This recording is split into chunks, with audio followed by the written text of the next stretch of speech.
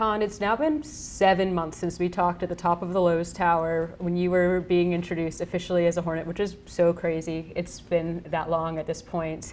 Between the first 2/3 of the season at this point to this all-star break, have you had a moment at least to sit and reflect on what this year has kind of meant to you and looked like? Not really, honestly. Yeah. It's been a lot of go, go, go, a lot of games, a lot of time in the gym, a lot of travel. But I've really enjoyed it, and it's been a lot of fun. And just, with the development of the season, a lot of fun basketball ahead. Yeah, it's a bit of a different pace compared to the college game in terms of the travel, a lot of go, go, go. Like you said, I know you guys haven't really practiced here in quite a few weeks before today at this point. How has the pace and the adjustment been for you, would you say, at this point? Yeah, I think it is the biggest adjustment. It's not really as much the physical as it is the mental, I would say. Just how to approach the travel and how many games there are, how to be, sharp for every game and every shoot around and practice, film session. So that's been the big challenge, Yeah. and I've really enjoyed it. Something that you said to me the last time we spoke was keeping that inner voice is something that's pretty important because you never want to feel too good about your game because then you won't continue to grow. How have you kind of been balancing keeping that inner voice through this rookie season so far while also realizing I'm doing some pretty cool things so far too? Yeah, I think it is the ultimate balance, because you got to be confident to play in this league and you got to be confident in your abilities, because if you're not, it can kind of eat you alive a little bit. But also there's got to be the guy in there that I feel like is like your inner dog that's telling you you're not good enough, because that'll really help you get better and improve.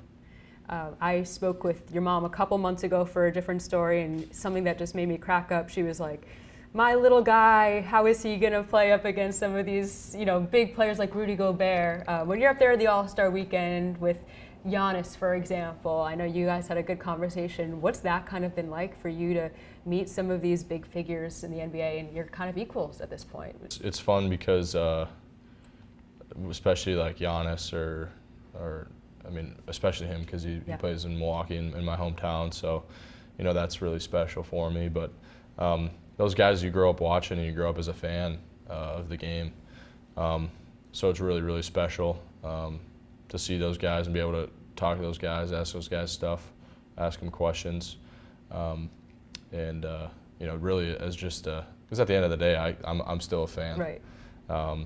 And I really enjoy this game, so being around those people is really cool.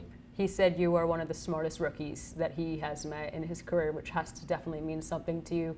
How do you feel like your basketball IQ has grown since you've been in this building with the Hornets? Yeah, a lot. I think like going back and sometimes and watching college games, it is there is a step up obviously in the understanding of the game.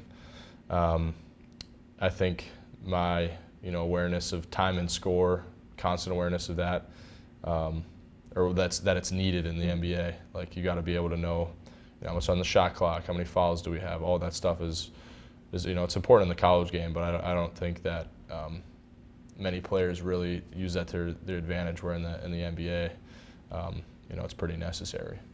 A lot's obviously made of your three-point shooting, as it should be, but a lot of people are talking about something they saw this past week at the Rising Stars game, which we also saw during a summer league game, is you diving on the floor for a loose ball. What is that, element of your game, just that competitive player that you are, kind of come from, and where does that part become an underrated portion of your game as well, too? Yeah, there was a quote from Larry Bird that was kind of, my dad has these sheets of all like NBA players and quotes and good body language, bad body language. And one of them was, a guy just watches a guy watching a ball go out of bounds without, diving for it. Makes me sick. That was one of them. So I think of that all the time. But really it's just, if you're going to compete, you might as well give it all you have and put your body on the line a little bit. You mentioned your dad. I want to know a little bit more about this men's league and how old you were when you were playing with them. And did that kind of teach you when you were younger about playing with some of the big guys? Yeah, I think, so my dad runs a men's league in Milwaukee for 20 years now. Yeah. And all the guys that play in it are, you know, former college players, mostly D3, but a lot of, and because we have a lot of D3 schools in the area, but you know, there's D2 guys and some D1 guys that have come along the way, and so it's like a really high level league, and so I think playing in that, as I started in 8th grade. Wow. So playing in that I think was the biggest key to development for me and my basketball journey, because you know, you learn how to be physical, how to move without the ball, you know, how to communicate, things that are so important for today's, especially in the NBA, for today's basketball. And so I think that was probably the biggest key for me in getting better. How big were you at that point in 8th grade? I mean, 8th grade I was 5'10". Okay. Yeah, skinny. Yeah, I joke it's NBA length quarters. Yeah. So I went from, you know, averaging like 10 a game to, we keep stats and all that, and to averaging like 40 in like 2 years.